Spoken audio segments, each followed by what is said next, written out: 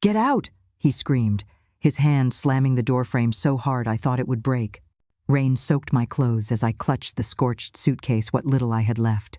Before I could speak, he yanked it from my grip and tossed it into the mud. "You should have known better," he hissed, eyes darting toward the shadow behind him, his wife. Why was she smiling? Why did he look afraid? I had lost everything in the fire, but nothing burned more than that moment. Was this really my son, or had someone else taken him from me? If you want to know what happens next, stay with me until the end of the video.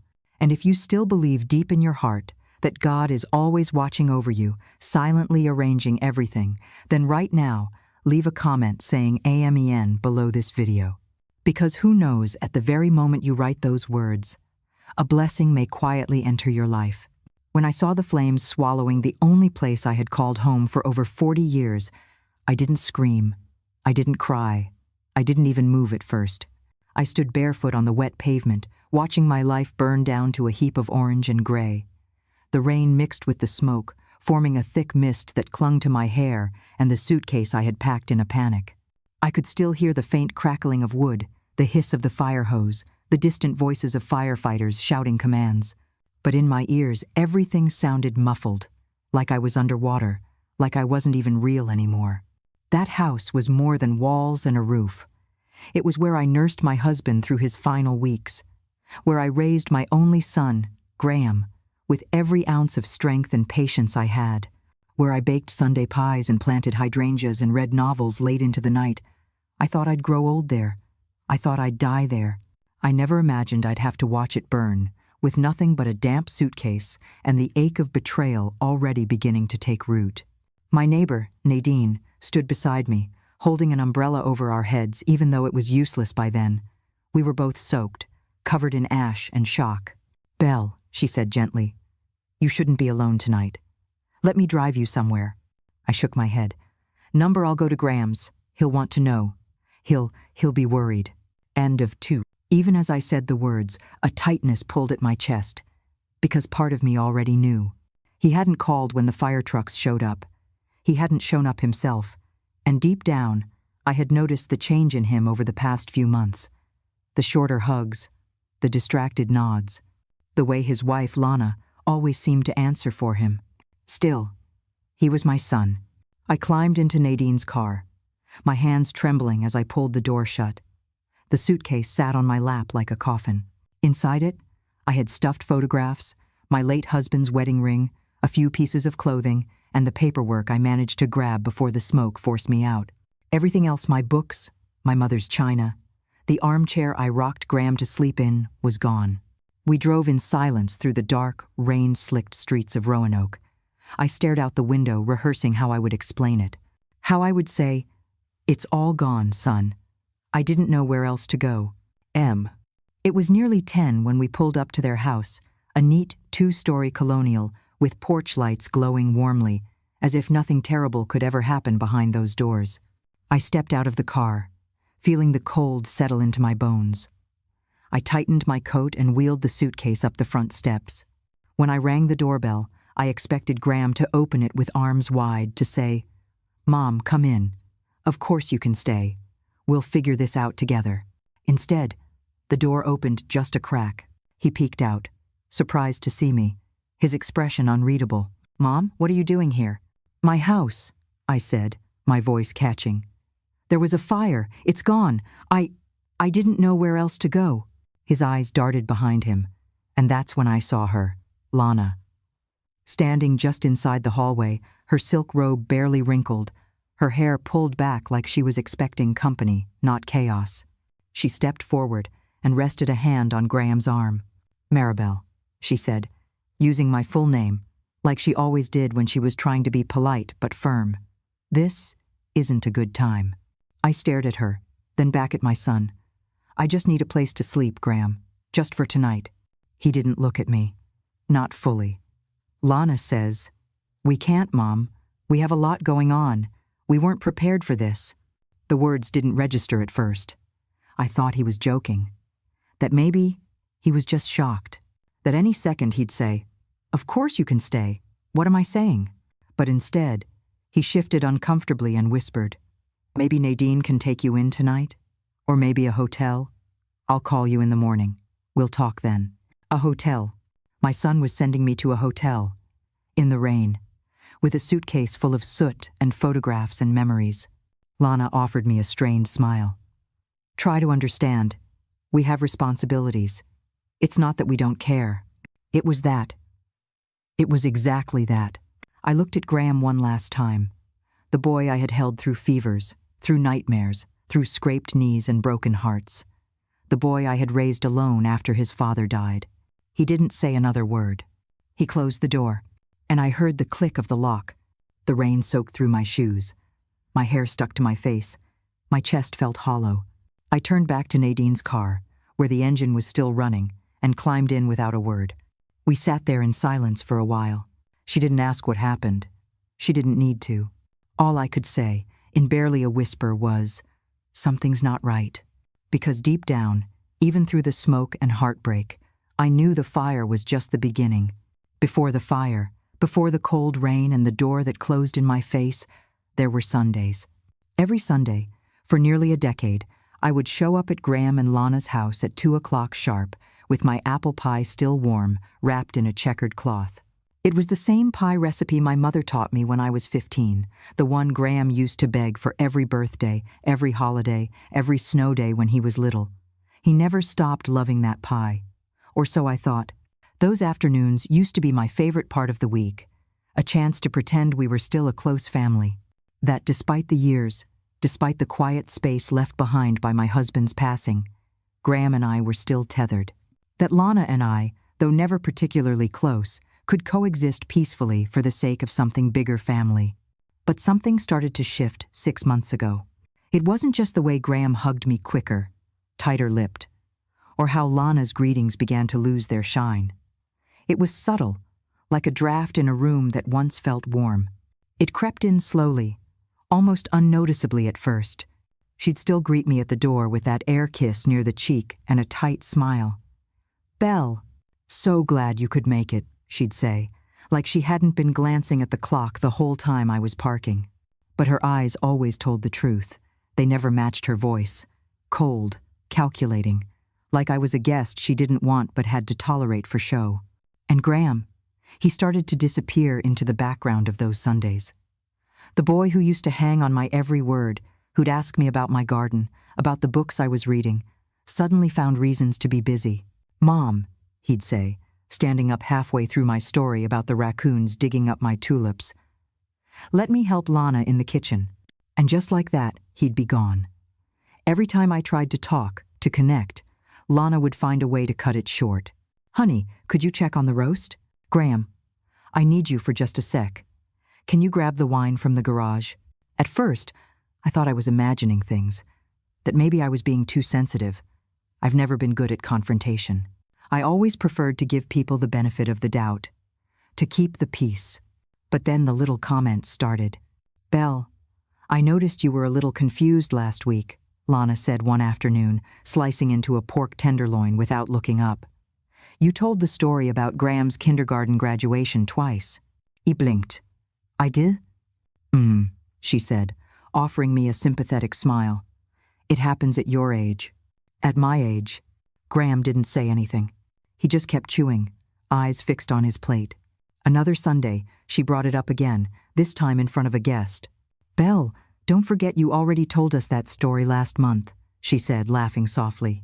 "You're so cute when you get your weeks mixed up." That one stung more than it should have. Because I hadn't told that story before. I knew I hadn't. Then came the suggestion. "Have you ever thought about downsizing?" she asked while we were clearing the dishes. "That big old house must be a lot for you to manage." "It's fine," I said. "It's not so big. I like the space. And it's home." She nodded slowly, like she was humoring me. "It's just those stairs. They're steep. And if something were to happen..." Graham, wiping the counter beside her, added, "She has a point, Mom. Maybe something smaller, easier." "I'm not that old," I replied, half joking, half defensive. "I can still manage stairs." Lana didn't push, not that night, but her words lingered long after I left, like seeds waiting to take root. Then, 2 Sundays before the fire, something changed entirely. I arrived with my apple pie as usual, expecting the familiar sound of their golden retriever barking from the backyard, the smell of rosemary chicken in the oven. Instead, I walked in and found a stranger sitting in my chair at the dining table. A tall, middle-aged woman with bright blonde hair and a grin too white to be real.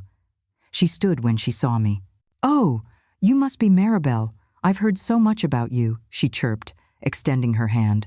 "I'm Shelley Danner. I work in real estate." "Real estate?" I echoed, puzzled. "She's just here for dinner," Lana said quickly, coming around the corner with 2 wine glasses. "I invited her. We've been chatting about your situation." "My situation?" Shelley smiled wider. "Yes, Lana told me you're thinking about selling your house. Smart move. The market in Grandin Village is red hot right now." End of quote. He blinked. "Excuse me? You mentioned it last week," Lana said, sipping her wine without meeting my eyes. "You said the upkeep was getting hard, that the bills were stressful." "No, I didn't," I said, sharper than I intended. Shelley chuckled nervously. "Oh well, maybe it was just a passing thought. Either way, you'd be amazed at what that lot could get. Developers are scrambling for space around here." I looked at Graham, who was sitting at the end of the table, silent. He didn't correct Lana. He didn't say, "Wait, Mom never said she wanted to sell." He just nodded, as if everything made perfect sense. I sat down, still holding the pie, my hands trembling just enough to make it wobble slightly on the plate. The rest of dinner was a blur. Shelley talked about price per square foot, Lana nodded like a smug sales rep, and Graham said very little. That night, when I got home, I didn't eat. I didn't sleep. I sat in my armchair, the one by the front window that used to rock Graham to sleep, and tried to make sense of it all. The house was quiet, except for the distant hum of traffic on Memorial Avenue, and the soft ticking of the kitchen clock. My hands were still shaking when I finally stood up and walked into the kitchen. I poured myself a cup of chamomile tea, sat down at the table, and stared at the steam rising from the mug. This was the kitchen where I taught Graham how to make pancakes, where we danced on Sunday mornings when the radio played old Elvis songs, where I held my husband's hand through tears and silence. Now, strangers wanted to bulldoze it for condos, and my son was letting them. I didn't know it yet, but the final blow was only days away. The fire was coming, and after that, the truth. The night of the fire began like any other. I remember the air being unusually still. It was one of those heavy Virginia nights in mid-November when the dampness seeps into your joints and the wind smells like wet leaves and old smoke from distant chimneys. I had just finished a cup of chamomile tea and was sitting by the front window, wrapped in the shawl Graham had given me on my 60th birthday, the one with tiny embroidered stars along the edge. I wore it every night. Outside, the hydrangeas in the front garden had already begun to wither. Most folks would have torn them out by now, but I always let mine fade naturally. There's something honest about watching things grow old and let go. I'd been replaying the Sunday dinner with Shelley in my head for days. The way Lana had smiled through lies. The way Graham had looked away. I kept asking myself, when did I stop being part of their family and start being an obstacle? The wind picked up just a little around midnight. I remember it because it knocked something over on the porch. I got up to check, peeking through the curtains. A clay flower pot had rolled off the step, nothing unusual. I turned off the living room light and headed upstairs. That's when I caught the faintest whiff of something strange in the air. Not just wood smoke, but something sharper, acrid, like chemicals. I paused at the top of the stairs. The smell was stronger up there, and I could see an orange glow reflecting off the far wall. At first, I thought it was a car's headlights, but then I heard the crackling, and my heart dropped. I ran to the window facing the backyard. The lower floor was already glowing bright, furious, and fast. My kitchen, the same kitchen where I had stood not an hour before. Flames licked the curtains, climbed the walls like they had been waiting, like they knew exactly where to go. My chest tightened. I bolted for my closet, dragging out the old brown suitcase I hadn't touched since Graham's wedding. My hands trembled so badly I could barely unzip it.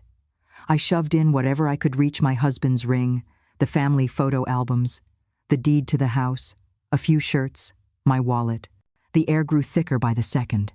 I tied a scarf around my mouth, pulled my coat over my nightgown, and rushed down the stairs, gripping the railing like it was the only thing tethering me to reality. By the time I reached the front door, the smoke was suffocating. I couldn't see more than a few feet. My eyes burned. I coughed so hard I thought my ribs would break. I threw the door open and staggered out onto the porch, into the cold rain, gasping like I'd been underwater. The sky flashed as lightning cracked above the Blue Ridge Hills. Seconds later, the thunder followed, deep and shaking. And then I just stood there, watching. The flames had taken over. My house, my memories, my husband's books, the rocking chair from Graham's nursery, all of it was being devoured in front of me, like it had never meant anything. Like it had just been waiting for an excuse to disappear. The fire trucks arrived fast. Sirens wailed and neighbors gathered in robes and slippers, clutching umbrellas, muttering things like, "It's so awful," and "Is she okay?" I wasn't okay, but I nodded anyway. Nadine wrapped me in a blanket, her face pale beneath her silver curls. She didn't ask any questions at first, just sat with me on the curb while the firefighters did their job. Later, when the blaze was finally under control and only glowing embers remained, she leaned closer. "Where will you go?" she asked softly. "I'll go to Graham's," I whispered. "It's just for tonight. He'll understand." She hesitated. "Do you want me to come with you?" "No," I said, shaking my head. "They'll want to see me." She didn't argue, just handed me her car keys and a bottle of water and helped me into the passenger seat. My suitcase sat in the back, rain-soaked and covered in ash. I don't remember much of the drive to their house. Just that the windshield wipers were loud and the heater took forever to warm the air. When I pulled into their driveway, the porch light was on. The warm glow spilled across the steps. Through the living room window, I could see the flicker of a television screen. I remember thinking how peaceful it all looked. I climbed out of the car and walked up the steps slowly, dragging the suitcase behind me. My hands were still trembling. I rang the bell. The door opened after a long pause. Graham stood there, his brow furrowed. "Mom, what are you doing here?" I blinked. "My house?" I began, my voice raspy. "It's gone. It burned down. I didn't know where else." Before I could finish, Lana appeared behind him, dressed in a pink satin robe, her hair pulled into a neat bun. Her makeup was flawless. Too flawless. As if she hadn't been sleeping at all. "Oh my God," she said. "A fire?" There was a chemical smell, I mumbled, eyes still stinging. "It happened so fast." She exchanged a quick glance with Graham, and something in that glance twisted my stomach. "Well," she said, smoothing the fabric of her robe, "obviously you're okay, thank goodness. But Graham and we've got a lot on our plate right now. The timing's just difficult." I stared at her, then at my son. "Just for tonight," I pleaded. "I'll find somewhere else tomorrow." End quote. Graham wouldn't meet my eyes. "We can't, Mom," he said quietly. "Lana's right. It's not the right time." Not the right time. My house had just burned to the ground. I had inhaled smoke, lost everything, and my son was telling me it wasn't the right time. Lana stepped forward with that perfectly calm expression she always wore when she was about to say something cruel. "Maybe Nadine can keep you tonight," she suggested. "And maybe this is the universe telling you it's time to make some changes. That old house wasn't safe." Her words hit harder than the fire. I turned without another word, got back in Nadine's car, and cried for the first time in 2 days. The next morning, I returned to the remains of my home. The smell of smoke hung thick in the air, but beneath it was something else, a bitter chemical tang that I couldn't quite place. I walked through the rubble carefully, the ashes still warm beneath my boots. That's when I saw it, a shattered bottle near what had been the kitchen entrance. The glass was thick, tinted green. The label was charred, but I could still make out part of the word. Thinner, paint thinner. But I hadn't stored any paint thinner in the kitchen. I hadn't painted in years. I crouched slowly, picked up one of the jagged pieces, and stared at it in my palm. My stomach dropped. Someone had been in my house. Someone had brought that bottle there. And suddenly, the fire didn't feel like an accident anymore. It felt like a message. I didn't tell Nadine what I found. Not right away. I stood there, crouched in the cold morning air, staring at that shard of green glass in my hand while the scent of scorched wood and something synthetic clung to the inside of my throat. I knew that smell. Not well, but well enough. It was paint thinner, or something like it. My husband used to keep a bottle in the garage back when he'd do little home repairs, touch up the porch, paint the shutters in spring. But I hadn't touched that kind of stuff since he passed. And certainly not in the kitchen. So why was it here? And why was it shattered right where the fire had started? I slipped the glass into a sandwich bag from my coat pocket. I always carried snacks for the squirrels in my garden and zipped it tight, careful not to cut myself. Then I walked the perimeter of what used to be my home. Step by step, quietly, like I was mourning. Or perhaps preparing for battle. The firefighters had already roped off part of the space. The insurance adjuster wasn't due for days, but I didn't need professionals to tell me something wasn't right. Because I knew my house. I knew every creak of the floorboards, every drafty window, every finicky burner on the stove. Fires don't just start in homes like mine, not without cause, not without something placed. And once you suspect arson, you can't unknow it. By the time I got back to Nadine's place, I could barely breathe. She was at the kitchen table, pouring coffee into my favorite mug, the one with the cardinal on it.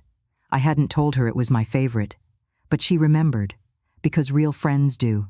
"Sit," she said softly. I did, slowly. "I called the insurance company this morning. I left a message," I said, my voice hollow. She nodded, pushing the mug toward me. "They'll call back. I don't think it was an accident, Nadine." She froze, her spoon hovering above her tea. "I found something," I continued. "Broken glass, green, like from a solvent bottle. It was near the origin point." Her eyes widened, but she didn't interrupt. "And there was a smell," I added. "Not just smoke, something chemical." "You think someone started it?" she whispered. I nodded. "But who would?" She didn't finish the question. She didn't have to, because we were both thinking the same thing. Lana, and maybe Graham too. I should have felt shame for even considering it, but instead, I felt cold, resigned, because Lana had wanted that house gone.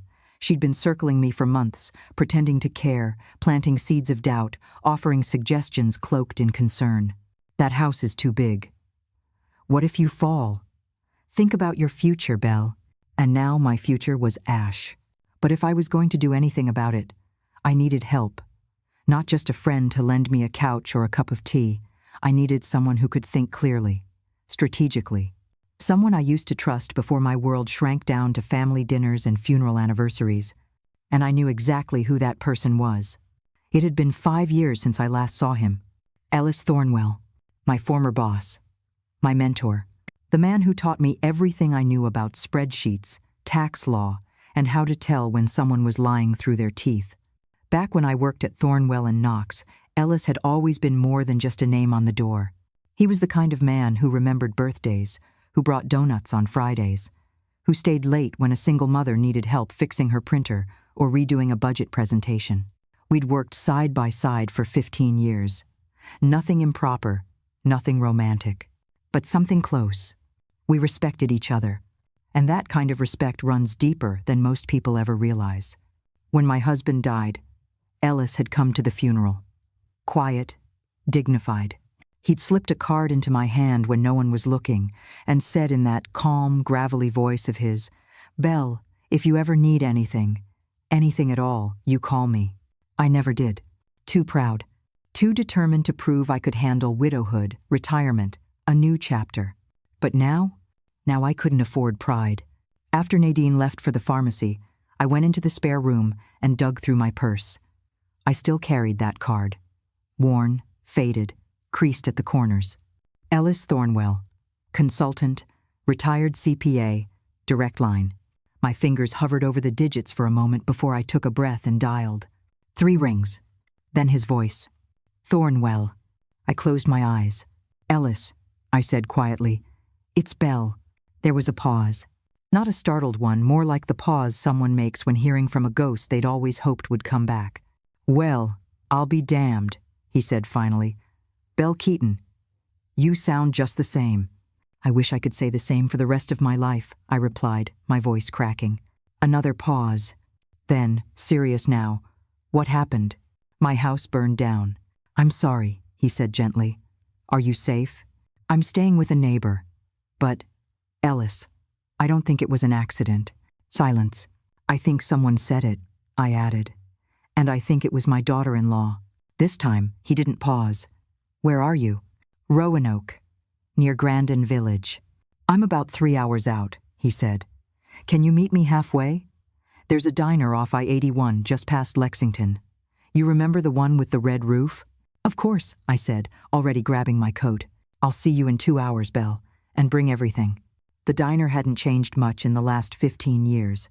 Same red roof, same faded Coca-Cola sign swinging above the door, same waitresses in pink aprons who called you honey, whether you were 6 or 60. I parked under the same flickering neon light I remembered from company road trips long ago, my suitcase still in the back seat, like a shadow that wouldn't leave. Inside, the booths were mostly empty, save for a trucker nursing a bowl of chili and 2 college kids typing furiously on laptops. The air smelled like bacon, grease, coffee, and syrup, a strangely comforting mix, considering the state of my life. And then I saw him, Ellis Thornwell. He was sitting in the far booth, the one by the window that looked out over a lonely patch of gas station asphalt and autumn-drenched trees. His hair had gone completely silver, combed neatly back. A tan overcoat hung on the hook beside him, and he wore that same kind of plaid button-up he used to wear when crunching numbers in tax season. He was reading the paper, glasses perched low on his nose. I paused for just a second. There was something strange about seeing someone who belonged to your before widowhood, before estrangement, before suspicion turned your blood to ice. But when he looked up and saw me, everything softened.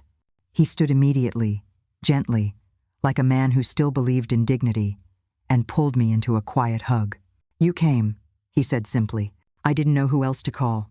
He shook his head. You could have called me 100 times before this, and it wouldn't have been too late. I slid into the booth across from him, suddenly aware of how tired I must have looked. The rain had dried on my coat, but my hair was still limp, and my hands felt too cold for October. A waitress came over. Coffee, sweetheart? Please, I said. And for you, sir? Another for me, Ellis replied. When she left, he folded his hands on the table and gave me the kind of look that only someone who'd known you in your prime could give, a look that said, You're still in there, Belle, even if you feel broken. Tell me everything, he said. And I did. From the Sunday dinners that had gone from warm to icy, to the introduction of the real estate agent I never asked for, to the slow, careful unraveling of my independence. I told him about Lana's cutting smiles, Graham's silence, and the flames that danced like they knew what they were doing. I showed him the shard of green glass, still tucked in the snack bag in my purse. I told him about the chemical smell, about the glance they exchanged at the door, about the way my own son suggested a hotel. He didn't interrupt, not once. Just nodded slowly, a muscle working in his jaw, his eyes locked on mine the whole time. When I finished, my voice was barely a whisper. I don't have proof, I said. Just instinct, just the way it all lined up. Ellis leaned back, folding his arms. You've always had good instincts. But if I'm wrong, you're not. I looked at him. How do you know? Because you didn't call me until now. And you only ever ask for help when things are serious. The waitress returned with 2 mugs of steaming coffee. I wrapped my hands around mine and let the warmth seep into my bones. What do I do, Ellis? I asked. I don't have money for lawyers. I don't even know how to start. You start, he said, by not facing this alone. He reached into the inside pocket of his coat and pulled out a slim leather folder. I've got a friend. Used to be an insurance fraud investigator. Went private 5 years ago. Name's Cal Everett. He's discreet, sharp, and he knows how to dig. I blinked. You already called him? No, Ellis said, smiling faintly. But I knew I would the second I heard your voice. I just didn't want to scare you off before the pie arrived. Despite myself, I laughed. You still remember that I don't eat diner pie, and I still think that's a crime. For the first time in days, something inside me eased. Not all the way, not even halfway, but enough that I could breathe without crying. What if Graham and Lana are in over their heads? I asked quietly. What if this wasn't malice? What if it was desperation? Ellis sipped his coffee. Desperation doesn't excuse destruction. It doesn't excuse leaving your mother out in the rain. I nodded. You said they've been pushing the idea of selling? He asked. Yes. And that there was a real estate agent involved? Shelley Danner. Said she was just over for dinner, but she brought a market analysis, had already taken pictures of my house. Ellis raised an eyebrow. They were preparing to move on your land, probably already have a buyer. My stomach turned. How can we find out? I'll ask Cal to look into Shelley, too. These kinds of agents don't work alone. If Lana's connected to a developer, there'll be a paper trail. I looked at him. And the insurance? You let me handle that. I've worked with adjusters for 30 years. I'll call in a few favors. You really think we can prove this? Ellis leaned in. Belle, he said, his voice low and steady. They made one huge mistake. What's that? They underestimated you. The next morning, Ellis picked me up in his charcoal gray Lincoln, a car that looked as dignified as he did, and we drove an hour north to meet with Cal Everett. The man didn't look like a detective, not in the traditional sense. No trench coat or cigarette dangling from his lip. Cal was in his mid-50s, clean-shaven, sharp-eyed, and quiet in a way that made you feel like he'd already sized up the truth before you opened your mouth. He wore jeans, a navy windbreaker, and a worn leather notebook tucked under one arm. We met at his office, which was actually a converted workshop behind his house. No sign, no reception desk, just a pot of stale coffee and a dog named Rex curled under the desk. Ellis introduced us.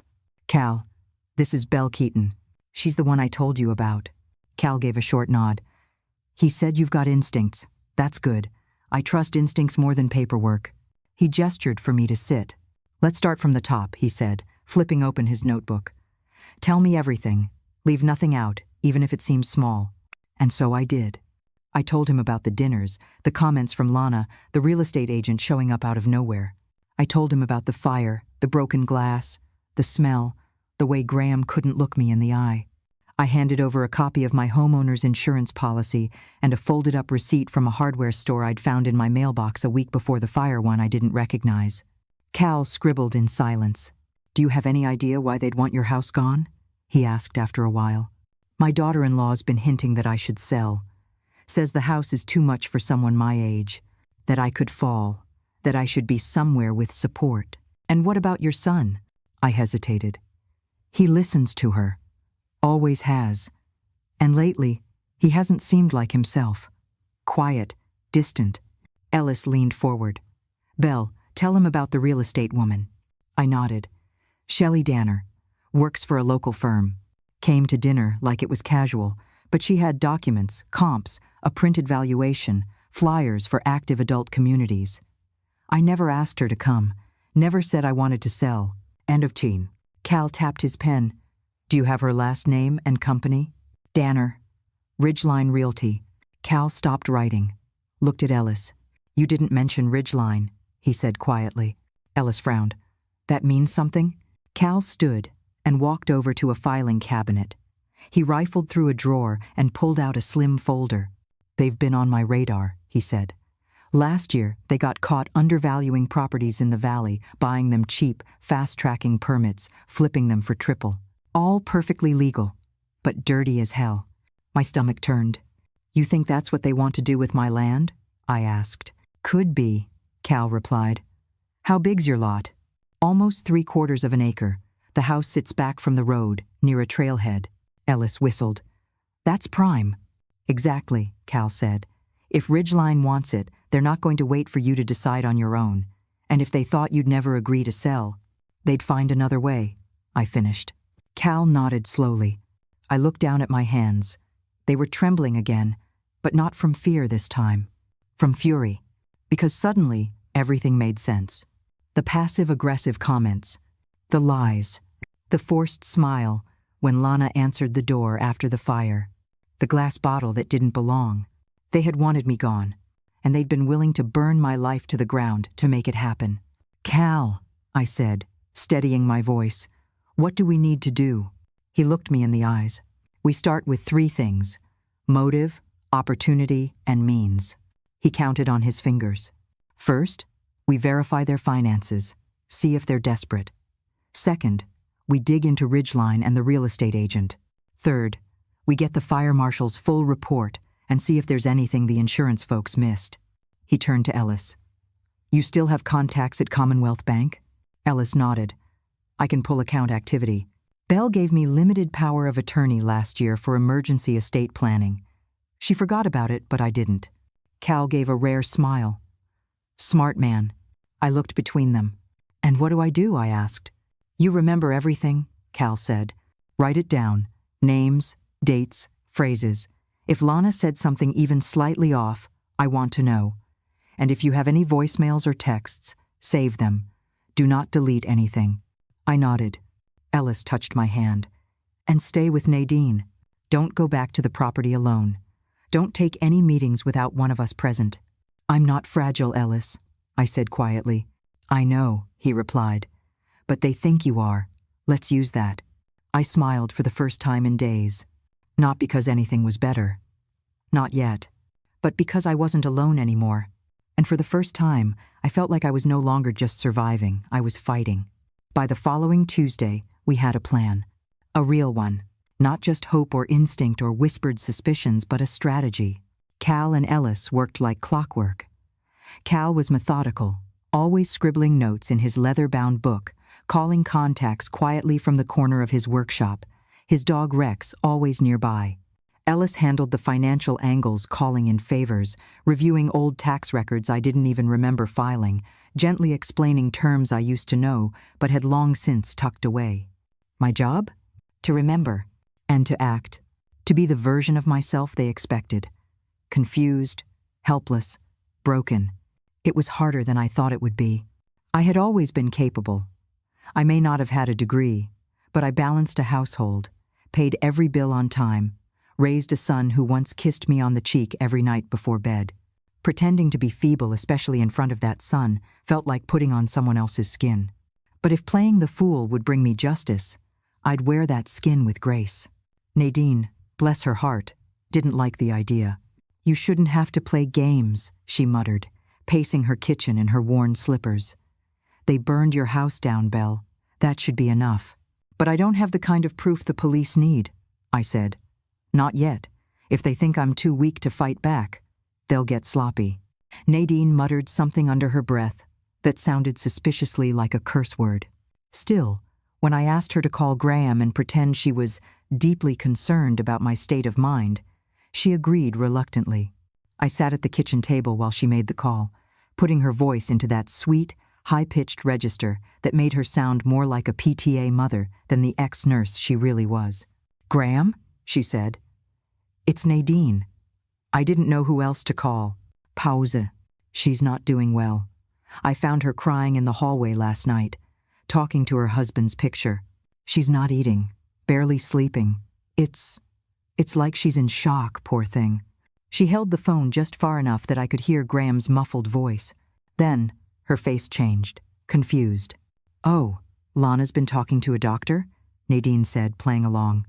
A psychologist? Already? I narrowed my eyes. She told you it's normal for older folks to have this kind of breakdown after trauma? Nadine repeated. Well, I suppose. But still, I think she needs family. She's so alone right now. Another pause. Then she said goodbye, hung up, and looked at me. He said Lana spoke to a psychologist yesterday, that it's best not to crowd you, that you should have space to process the trauma. I stared at her. They're building a case, I said flatly. They're setting up a narrative. So if I resist anything they try to push, they can say I'm unstable. Nadine frowned. That's twisted. Yes, I said. It Island. I called Graham myself later that afternoon. I kept my voice small, wavering. Hi, sweetheart, I said. Mom, I've been meaning to call. Lana and I have been talking about what's best for you. I winced. Oh? Lana found a place it's really nice. One of those active living communities. It's got nurses on site, game nights, even a little salon, just until you get back on your feet. My hand clenched around the phone. That sounds nice, I said, feigning hesitation. But I don't know, everything's happening so fast. The insurance said it might be months before I get any money. I don't know how to pay for anything. Lana's helping with the paperwork, he said. She's handling the insurance, talking to the real estate folks. I bit the inside of my cheek so hard I tasted blood. Real estate? Yeah. You know. About the land. Since the house is gone, it's a good time to sell. It took a shaky breath. Graham, do you think I should? There was a pause. Then, I think you should trust Lana. She's been working so hard on this. She wants what's best for you. Of course she does. The call ended with him promising to check in soon. I sat in the living room, staring at the floral print on Nadine's couch, my heart racing. They were moving fast. Too fast. Which meant they were scared. That evening, I updated Ellis and Cal. We met at a small diner off Franklin Road, where the waitress knew Cal by name and didn't ask questions. They've already spoken to a psychologist? Cal asked, brows raised. Apparently, I said. Lana's framing this like a mental health issue. Ellis frowned. That's not a coincidence. They're laying groundwork. If you resist signing anything, they'll say you're confused. If you fight the sale, they'll say you're incapable of making decisions. She wants power of attorney, I said softly. That's where this is going. Cal pulled out his notebook. Well, he said, good news on our end. End quote. He flipped to a page and laid it flat on the table. Graham and Lana have over $400,000 in debt between student loans, business credit cards, and 2 private loans taken out this past year. I blinked. Private loans? Lenders that don't advertise. Not exactly loan sharks, but close. Interest rates in the double digits. Ellis rubbed his chin. That would explain the urgency. And the house? I asked. Did you find out if they've listed the land? Not yet, Cal replied. But Shelley Danner has been contacting developers. Ridgeline Construction is especially interested. They've been trying to connect all the properties on your block for a townhouse project. And mine was the missing piece, I said bitterly. Ellis nodded. They need your lot to complete the parcel. Without it, the project can't break ground. I looked down at my hands again. So that was it. They weren't just trying to sell a house. They were trying to build an empire on top of my ashes. Well, I said, sitting up straighter. Let's give them what they want. Ellis raised an eyebrow. What do you mean? They want a broken old woman who doesn't know what she's signing, I said. So that's exactly what they'll get. Cal smiled. Let's play dumb, I said. Let them think they've won. Ellis's eyes gleamed with something I hadn't seen in a while. Pride. By Friday morning, I had rehearsed the scene in my mind 100 times. How I would look surprised, but not too surprised. How I would let my hands shake just enough to seem unsure, but not resistant. How I would lean on Lana's every word, as if she were the only stable ground beneath my feet. I wore a pale blue cardigan that made my skin look even thinner than it was. Skipped makeup, let my hair fall a little loose. I looked like a woman barely hanging on, and that's exactly what I wanted them to see. They came to Nadine's house. Lana in a smart beige blazer, her hair swept into that perfect bun she wore when she wanted to appear professional but approachable. Graham followed a step behind her, shoulders tight, lips drawn into a flat line. He looked tired, or maybe just trapped. I wasn't sure anymore. Hi, Belle, Lana said, her voice light and sweet. We brought some paperwork. Just to go over a few things, nothing final. I nodded slowly and stepped aside to let them in. I glanced at Nadine, who stood at the kitchen counter with her back to us but gave me the slightest nod. The recorder in my pocket was on. We sat at the table. Lana spread the documents like a dealer in a poker game, confident, calculated, smiling just enough to hide the stakes. This is just a standard agreement, she said. If we move forward with Ridgeline, they'll take care of all closing costs. The land value's actually appreciated. Believe it or not, almost $600,000. You'd never get that on your own. I blinked slowly. Oh, that's a lot. Lana smiled wider. It really, Island. And once we get everything squared away, you won't have to worry about maintenance or bills or, well, any of it. I reached for the papers, my fingers trembling. I didn't look at Graham right away, but when I finally did, I caught something just for a moment. Hesitation. He wasn't looking at the papers. He was looking at me, and he didn't like what he saw. Mom, he said gently, we don't want to pressure you. This is just one option. Lana's been working hard on the logistics, but it's up to you. Lana's smile tightened. Her hand slid over his wrist. "We're just trying to help her, honey." I looked down at the contract. The second page was folded oddly, like it had been opened and refolded too many times. I noticed a small handwritten note in the margin. "Push for signature before 10:15. Today was the 12th. My heart pounded. I let out a breath and said, "I just don't know what I'd do without you two." Lana's expression softened into what she must have thought was empathy. "That's what family's for." I reached for the pen she offered. Let my hand hover above the signature line. Then paused. "Oh," I said, blinking. "Can I keep a copy of this? Just so I can, review it with Nadine tonight? She used to be a nurse. She reads everything carefully." Lana's face faltered just slightly. "Of course, I'll email it. But this one's a working draft. Don't get too attached to the numbers, things are still fluid." "I understand," I said. I tucked the contract back into the envelope she'd given me slowly, deliberately. I saw Graham look down again. He didn't speak. When they left, Nadine locked the door and turned to me. "You got all that?" I pulled the recorder from my pocket and hit stop. Every word.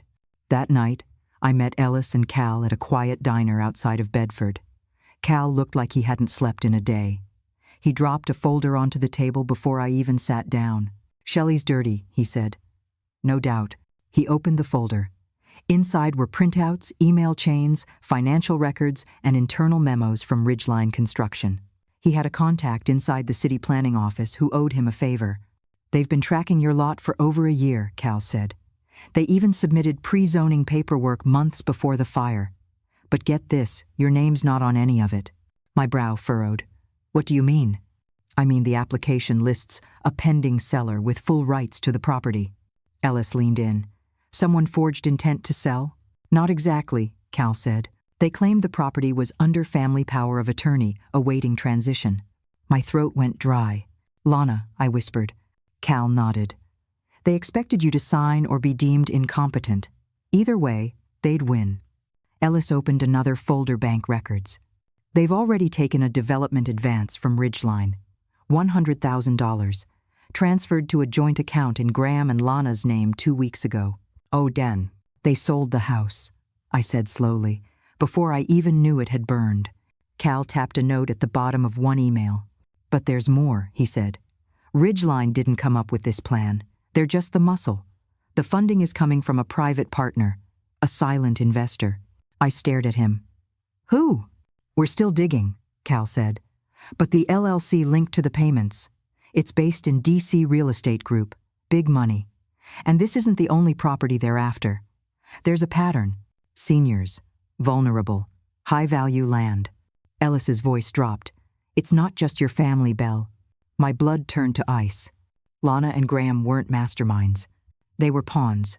And someone else was moving the pieces. The deeper we dug, the more I realized this wasn't just about me. It wasn't just about one burned house, or a conniving daughter-in-law, or a spineless son who'd stopped looking his mother in the eye. No, this was bigger. Systemic. Calculated. It was a machine. And I was one gear they hadn't expected to jam. That thought alone kept me going.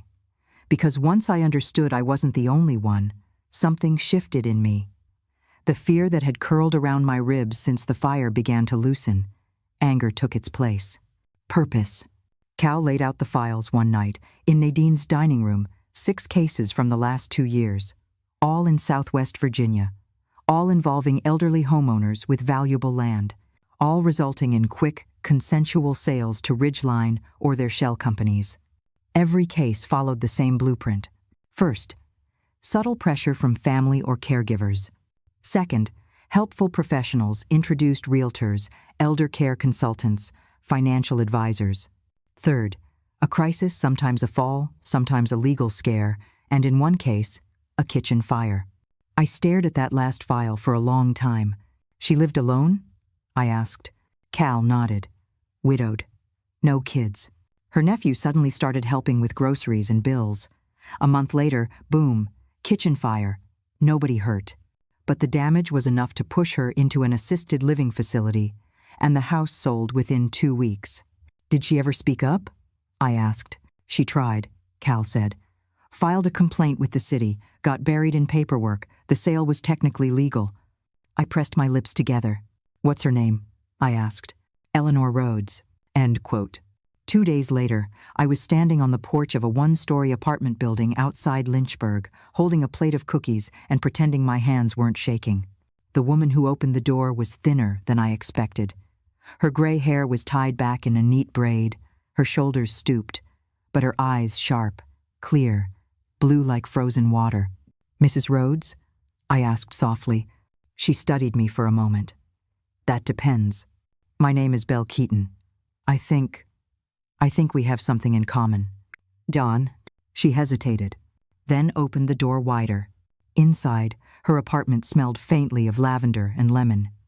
There were stacks of books by the windowsill, a teacup on the side table, and a photograph of a small white cottage tucked into the corner of the mantel. "That was my house," she said, following my gaze. "Before they took it." I sat across from her. "Can you tell me what happened?" And she did. Her voice didn't shake. Not once. "They came slowly," she began. "My nephew showed up out of the blue, said he wanted to help. I was touched at first. Then a woman from Ridgeline showed up at dinner, said she was just giving us options.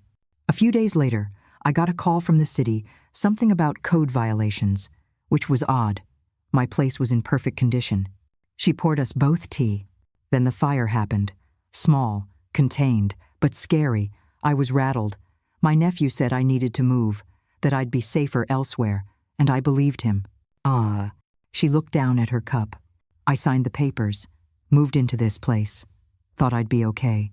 But then, I found out the buyer was Ridgeline, that they'd already filed construction permits before the fire." My chest tightened. "You're not alone," I said quietly. "It's happened to others." She looked up. "I want to stop them." Her smile was slow, but it reached her eyes. "I thought I was the only one," she whispered. I reached into my purse and pulled out a small envelope, one of the documents Cal had uncovered. A zoning map stamped with a name neither of us had expected. Victor Hale, a silent partner in nearly every transaction Ridgeline had processed in the past 2 years. His name wasn't on the contracts themselves, just on the funding documents, LLC registrations, and zoning petitions. Always one layer removed. Always quiet. "Do you know him?" I asked. Eleanor pallid. "I've heard the name," she said. "He's not Ridgeline. He's behind them. He came to a town meeting once, wore a suit that cost more than my car, spoke about revitalizing old neighborhoods, but all he did was tear them down." I tucked the envelope back into my purse. "We're going after him," I said. "All of them." Her eyes glistened. "Good," she said, "because no one else will." As I drove back toward Roanoke, the late autumn sun dipped below the hills, casting the world in gold and shadow. And I knew this wasn't just about saving myself anymore. This was about all of us. They thought they could erase us with smiles and signatures, but they'd forgotten something. Old women don't vanish quietly. We remember, and we fight. The plan was simple, at least on paper. We'd collect the evidence, set the trap, and let them walk right into it thinking they were still in control.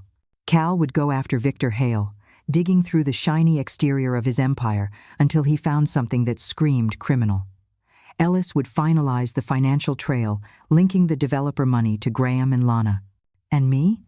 I'd play the part I'd grown too used to playing. The trusting old mother. We set the meeting for a Thursday afternoon. Lana chose the coffee shop neutral, public, with just enough background noise to drown out the sound of her ambition. I wore soft colors, no makeup, carried a small purse with nothing inside except a lipstick, a folded handkerchief, and the hidden pin camera Ellis had ordered online. It looked like a brooch, an old silver flower I'd worn at Graham's christening. Lana arrived exactly on time, alone, dressed like a woman who had already won. Cream blouse, pearl earrings, sunglasses pushed onto her head like a crown. She slid into the booth, smiled too brightly. "Belle," she said warmly, "I'm so glad you're ready." I smiled back, soft and hesitant. "I just want this behind me." She opened the folder, slid it across the table. "Sign here. Ridgeline will finalize the deal by Monday. You'll have your money by the end of the month and the peace of mind you deserve." Her voice was silk-wrapped poison. I kept mine steady. "I spoke to Graham last night. I lied. He said this is what's best." She nodded, pleased. He's always been good at seeing the bigger picture. I pretended to scan the document, my hands trembling just enough to seem frail. Then I looked up and said something I hadn't planned to. "Do you ever feel guilty, Lana?" She blinked. "About what?" "Taking what doesn't belong to you. Using people." She smiled tight, amused. "It's not taking, Belle. It's managing. And you were floundering." We stepped in. "It's not a crime to help someone make the right decision." I paused. "Even if they don't want help?" She leaned in slightly. "Let me be honest with you. The world doesn't stop for sentiment. If people can't keep up, they get left behind. You had a house, but not a future. We gave you one. Now, let's not make this harder than it has to be." I stared at her, and I smiled. Of course. When she left, I waited 5 minutes, then made the call. "It's done," I said into the phone. "We got it all." Cal's voice came through the other end. "Perfect timing. I've got something for you, too." Cal had managed to attend a regional real estate summit where Ridgeline and other developers were schmoozing their way into more land deals. But more importantly, Victor Hale was there. Cal posed as an investor's assistant and struck up a conversation with a man from Hale's financial team who, after 3 bourbons, had let something slip. Victor wasn't just funding Ridgeline. He was laundering money through them. Old, dirty money tied to shell companies, casino development, and a few political campaign donations that looked a little too timely. And one of those politicians? Councilman Derek Reeves of Roanoke. "He's the guy who buried the fire complaints," Cal said. "He signed off on expedited zoning for your land, twice." I felt the air go still around me. "They weren't just pushing me out," I whispered. "They were erasing the whole block." Cal nodded. "And you were the last holdout." "Dina." Ellis stepped in. "We're almost ready to go public. We'll have the full report by next week. But there's one thing left." "What's that?" I asked. "You need to talk to Graham." "Alone." My stomach dropped. "I don't know if I can." "Yes," Ellis said gently. "You can. Because this isn't just about stopping Lana. It's about making him see what he let happen. I met him at the park where I used to take him after school. The one with the red swings and the duck pond. He looked older than I remembered, tired, worn down. When he saw me, he didn't smile. "Mom, Graham." We sat on the bench. The silence between us was heavier than any words. "Why didn't you come after the fire?" I asked finally. He stared at the pond. I didn't know what to say. "You could have said, 'I'm here.' That would have been enough." He swallowed. "Lana said you needed space, that you were in shock, that it would just make things worse if we pushed." I nodded. "And you believed her?" He looked down. "She's strong, confident. She always seems to know what to do. And you don't." He didn't answer, so I told him everything. About Ridgeline, the LLCs, Victor Hale, the real estate summit, the zoning changes, the buried complaints, and about the camera I'd worn to coffee. When I finished, he was pale. "She told me you were unstable," he said quietly, "that you couldn't manage on your own anymore, that this was a kindness. She made you feel like you had no choice." He looked at me, finally, and his eyes, once so familiar, were full of something I hadn't seen in years. "Shame." "Mom," he said, "I'm sorry." "I know," I replied, "but it's not enough." And I stood, letting the autumn wind carry the rest of the moment away. Because sometimes, love isn't enough, not when it's been traded for silence. I had always believed that truth, though slow, is the one thing no fire can consume. And so we moved forward. A week after the confrontation with Graham, Ellis and Cal met me in one of those old cafes on Main Street wood floors, soft light through stained glass, the smell of rotting pastries. Kara Whitmore was already there when I walked in, a reporter from one of Roanoke's investigative outlets. Her eyes were sharp, kind, real. She slid into the booth across from me. "Margaret Bell Keaton," she asked. "I've read your files. What you're saying, it's bold." I gave a small nod. "It's true." She placed a stack of papers between us. "I've been tracking Ridgeline. Victor Hale. Complaints from seniors who thought they were doing the right thing, who believed family, who later found themselves homeless or pushed out. Your story fits." For the first time since the fire, I felt like I wasn't telling a ghost's tale. I was telling something that could wake people up.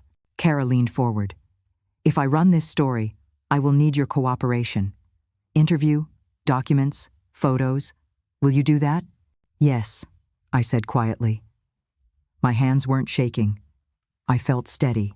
Cal produced copies of the contracts, the email chains, the snippets of banking info he uncovered. Kara took them, eyes scanning, lips compressed. Good. Because this isn't just about arson or fraud. This is elder abuse, property theft, abuse of trust. I'll need to record everything. And I'll need you to keep being Belle. I smiled faintly. I think I can manage. While that was happening, Lana was growing restless. I could feel it, her tension radiating from every text, every odd phone call. She had stopped acting like she was helping. Now she was acting like someone protecting a secret. A few days later, I had a checkup at the clinic. Just routine blood pressure, follow-up on medication, asking how sleep was. I always hated doctor visits. Too sterile, too public.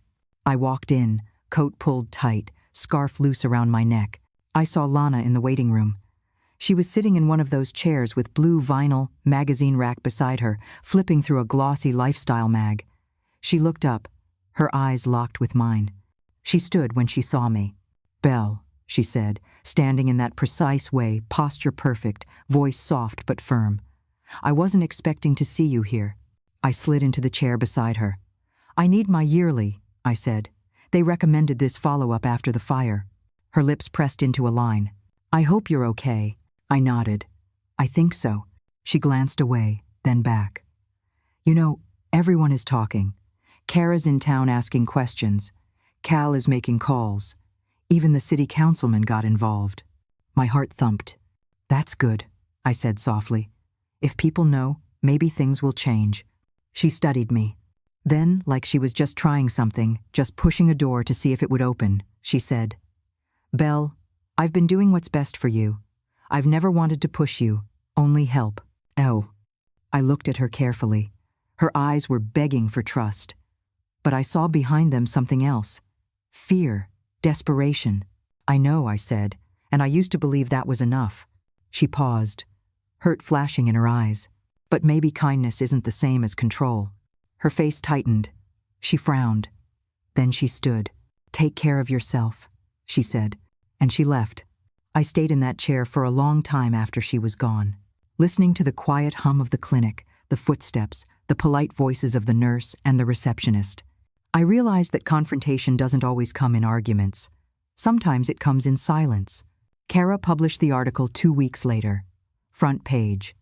Photos of charred remains, of me standing under the rain, of contracts, receipts, email screenshots. The headline, Burned Houses, Broken Promises, The Hidden Toll on Aging Homeowners. Suddenly, the story was out. Neighbors called. One woman left a message, Thank you for speaking up. A man said he recognized the name Ridgeline. Another asked if I needed help filing something at court. Graham called me after seeing the article. His voice tight, uncertain.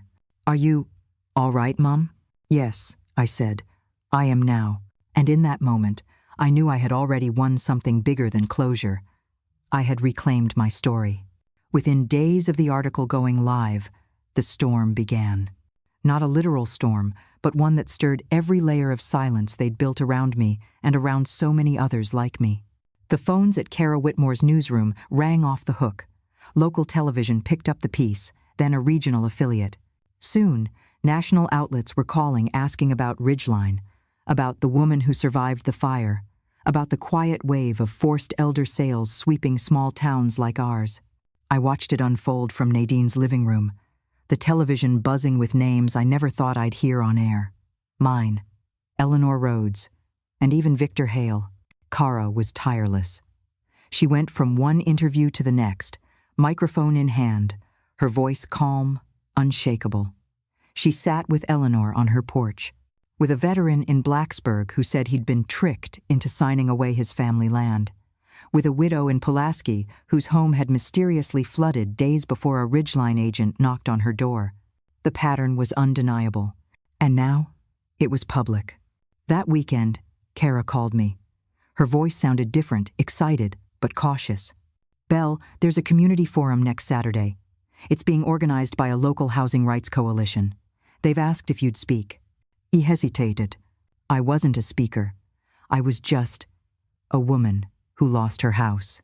But then I remembered Eleanor's voice, shaking with both anger and hope, and Nadine's quiet courage, and Graham's eyes full of regret. I'll do it, I said.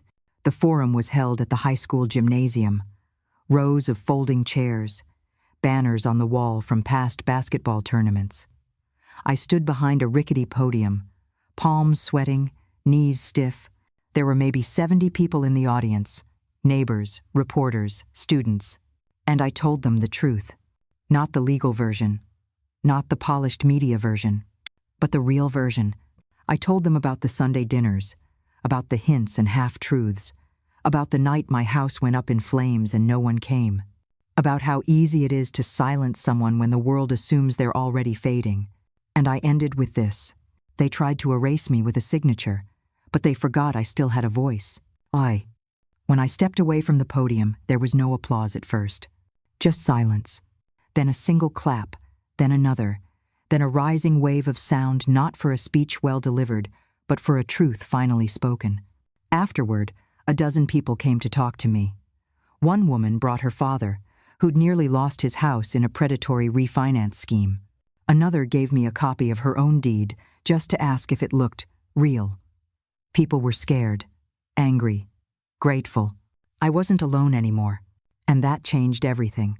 But not everyone was pleased. Victor Hale had stayed quiet. Until now. The first message came through Ellis. He's got lawyers circling, Ellis said one morning. They're sending letters. Accusations of defamation. Threats of legal action. Let them come, I said. Everything we've said is true. That doesn't mean they won't try to scare us quiet. 2 days later, I received a letter myself. It wasn't from Ridgeline. It was from a private law firm in D.C., polished paper, elegant font, a cease and desist letter. It didn't threaten jail or fines. It just advised me to reconsider further public discussion of unsubstantiated claims. I showed it to Cal. He barely glanced at it. They're bluffing. This is intimidation. Nothing more. Still, something about it chilled me. Because it meant they were paying attention. I wasn't just a crack in the dam anymore. I was the pressure point. That night, I slept with the hall light on. Ellis and Cal weren't rattled. If anything, they doubled down. We're filing with the state attorney general, Ellis said, spreading out documents across Nadine's dining table. We've got 7 affidavits, financial trails, the zoning approvals, the emails. Cal nodded. We also flagged Councilman Reeves, and the fact that Victor's PAC donated $25,000 to his last campaign just days before your zoning permit was approved. This will make noise, Ellis added, the kind that can't be hushed with letters. And just when I thought we'd done everything we could, a call came into Kara's newsroom from someone anonymous, but not for long. Her name was Megan Price, early 30s, soft voice, used to work for Ridgeline in their acquisitions department. She wanted to talk.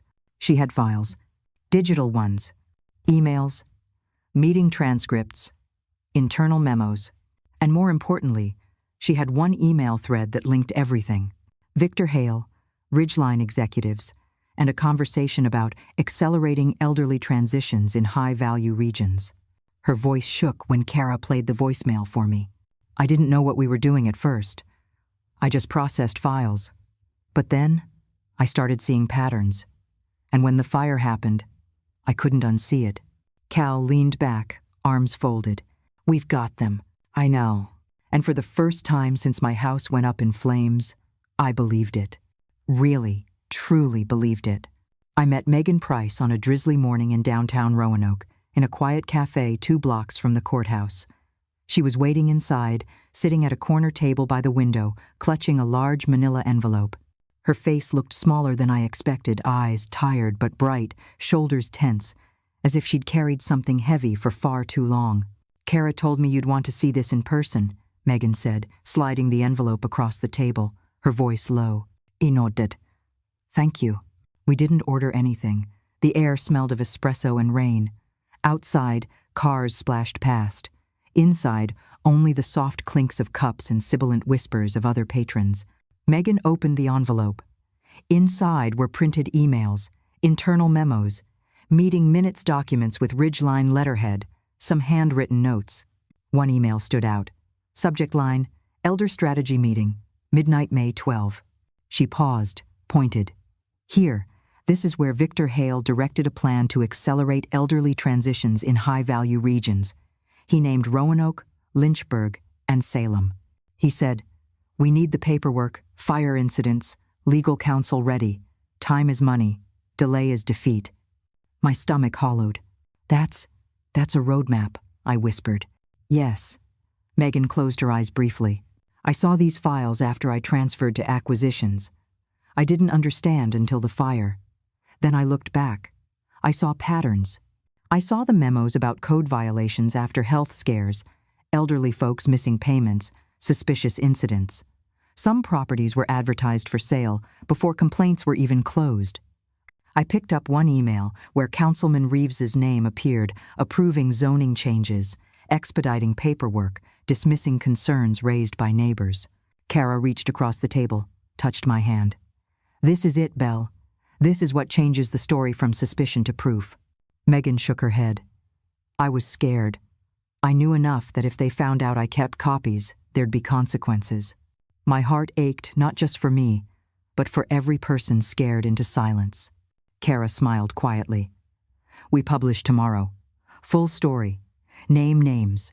Show documents. I'll protect your identity where possible, but this needs to be public." Megan nodded. "Please do."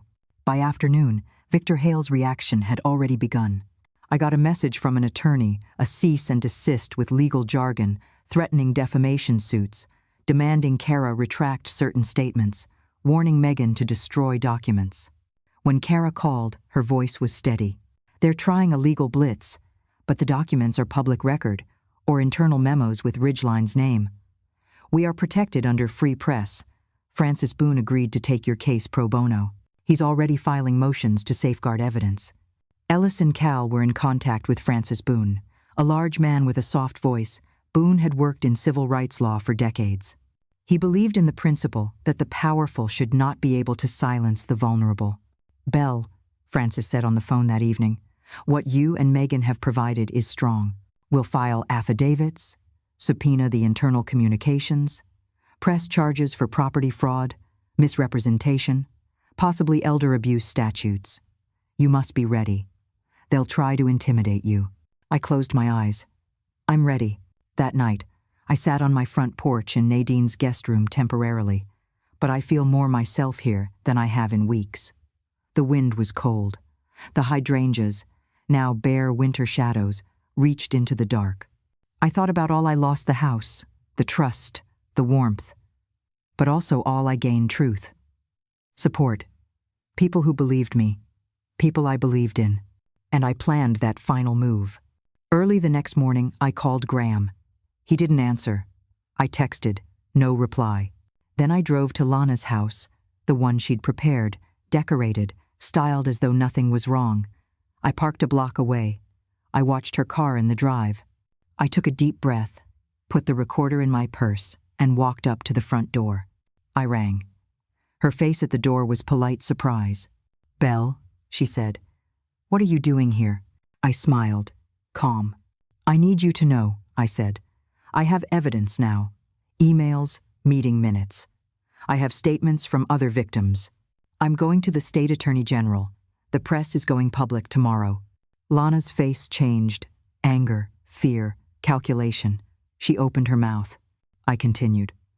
"You told me this was best. You convinced me I was too old, too fragile. You painted me as the broken mother. But now the world will see the broken lies." She shut her mouth. I gave her a look she'd never seen. "Do you have anything to say, Lana?" She didn't speak. At that moment, I realized the war was over my part of it anyway, because though I lost my house, I had not lost myself. The morning the second exposé ran, I woke to phone calls. My heart felt like it would burst. The headline on Kara's site read, "From Fire to Fraud, How Elderly Homeowners in Roanoke Were Stripped of Their Land." Beneath it, interviews, Internal emails, recorded conversations proof. Neighbors' voices, familiar faces in photos. Eleanor Rhodes smiling quietly. The elder in Pulaski, whose kitchen flooded. Anita Ruiz from Blacksburg. Everyone who had once been alone in their fear was now visible to the world. Television news vans rolled onto streets I used to know. Reporters in suits knocked on doors. My phone rang and vibrated. Some calls were comforting, some accusatory, some quiet, apologetic. By mid-morning, the Office of the Attorney General in Richmond issued a statement. They had opened an official investigation into Victor Hale, Ridgeline Construction, and the dealings of Councilman Derek Reeves. They cited possible elder abuse, fraud, misrepresentation, and arson among the allegations. I stood in Nadine's kitchen with Ellis and Cal when the notice came in. The sun was low, a pale winter light through the windows. Cal's voice trembled slightly as he read the declaration. "It's real, Belle," he said. "They can't ignore this." I closed my eyes and felt something I hadn't let myself feel in months. Relief. A few weeks later, a public hearing was scheduled. Jefferson County Courthouse. A packed room, press in front rows, city officials, attorneys, community members. Lana was there, of course, seated behind her attorney, face made up, eyes cool. Graham sat next to her, jaw tight. Eleanor Rhodes was called first. She told her story measuredly, her nephew's pressure, the sudden threats of code violations, the small fire, then the loss of her home. Her voice was strong. People leaned in. Some wiped away tears. Others nodded with recognition. Then it was my turn. I stepped up to the witness stand. Under the bright lights, wearing a simple blue sweater and my wedding band, I held the recorder in one hand, that small silver flower brooch pinned on my chest. It felt heavy and light all at once. I spoke my truth. I spoke about the fire, about the green glass, about Lana's gentle words that hid ambition, about feeling like nothing but a burden in my own life, about Graham's eyes, once warm, now distant, about how easy it was for someone who could barely walk upstairs to be cast aside. I didn't rage. I didn't cry, not out loud. I held the silence between questions. When asked about the contracts and emails, I told the committee what Megan Price had shared. The minute I mentioned the phrase, "accelerate elderly transitions," a hushed gasp went through the room. Lana's attorney tried to object, claiming some documents weren't properly admitted, that some statements were hearsay. But Frances Boone stood firm.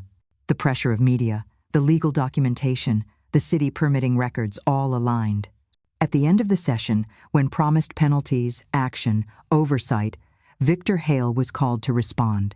He stood, tall, expression schooled. His voice was measured. Denial, blame shifting. If wrongdoing occurred, we will cooperate. Promises, but no apologies. Graham sat in the audience, silent, watching. After the hearing, as people filed out, I slipped away. Behind the courthouse, the air was cold, the sky overcast. I found myself standing at the edge of the land, my land where the charred foundations once were. There was nothing there but ash, rubble, and dirt. No walls, no garden, no home. Just ghosts of memories and the scent of smoke carried off by wind. I knelt, placed my hand in the earth. Cold, rough. I closed my eyes. I thought about my husband, about every apple pie baked, every Sunday dinner, every time I told Graham I loved him. All of it had led me here. Then I made my decision. I would rebuild. Not the same house, not the same life, but a life that belonged to me. A home I chose, walls I built, memories I gathered myself. I would plant new hydrangeas, choose new windows. Make sure that when the sun came up tomorrow, I was standing in a home made of truth, not fear. Spring came slowly that year, not with a burst of tulips or bright yellow sun, but with gentle rain and a quiet thawing just enough to make the earth soft again, just enough to begin. The lot where my home once stood was still bare when I returned with the first shovel. I didn't bring a crew, didn't wait for permits or engineers or anyone else to tell me I could start. I just walked onto that land and pressed my hand into the dirt. This time, I would build on truth. Not long after that, the neighbors came. First Nadine, of course lugging paint samples and lemonade like she'd done it 100 times. Then Eleanor, smiling shyly, saying she had some tools lying around. Then the Ruiz family from Blacksburg, who brought flower pots and a single rosebush. Even Kara showed up with her sleeves rolled up and a hammer in her hand. And Graham came last. He didn't say much that day, just nodded, stepped out of his car, picked up a wheelbarrow, and started moving stones from the edge of the lot. I watched him in silence, unsure if I should speak. But the truth is, we didn't need to say anything that morning. The work said it all. Later, he sat beside me on the new porch frame. The wood still smelled fresh. The nails poked out in places we hadn't fixed yet. The wind was warmer than it had been in months. I read the whole report, he said. What they did. What I let happen. I didn't speak. I was weak, he said. I knew something was wrong, but I let Lana convince me it was normal. That helping you meant controlling you. I looked at him then. Really looked. For the first time in a long time, he wasn't a child seeking approval. He was a man owning his mistakes. I should have protected you, he whispered. You still can, I said softly. Not by fixing the past, but by doing better now. He nodded. His eyes were red, but he didn't cry, and I didn't need him to. Victor Hale was found guilty 3 months later, along with Councilman Reeves and 3 Ridgeline executives. Megan Price testified, as did Eleanor, and others from across the region. Kara's reporting was cited in the court documents. Cal and Ellis sat in the front row. And me? I didn't testify again. I didn't need to. The truth had already been spoken. Justice had found its voice. The house is nearly finished now. It's smaller than the last one, but warmer. There's a sunroom facing east where I drink coffee in the morning. Hydrangeas bloom by the fence. And on the front porch I keep a rocking chair and an old flower brooch pinned to the beam, my quiet reminder that even the most fragile things can be tools of strength. Sometimes I still wake up thinking of the fire, of the green glass, of Lana's careful smiles, and Graham's silence. But mostly, I think of the people who showed up, of voices rising, of what it means to stand firm, even when the wind tries to knock you down. To those of you still listening, still with me, thank you. This wasn't just my story. This was every story you've heard whispered but never believed. Every quiet act of survival that never made the news. If there's someone in your life, an aging parent, a grandparent, a neighbor, go to them. Talk to them. Listen. Because we are not too old to fight. Not too quiet to be heard. And not too broken to rebuild. What did you feel while listening to this story all the way through? If it touched your heart, leave the number 1 inch the comments. If you didn't feel connected to it, feel free to write 0. Every piece of feedback means a lot to me, because it's thanks to you that I can keep going. It's from your responses that I draw the energy to tell the next chapter a new story is coming, even deeper, even more moving. And I truly hope you'll be there to listen with me.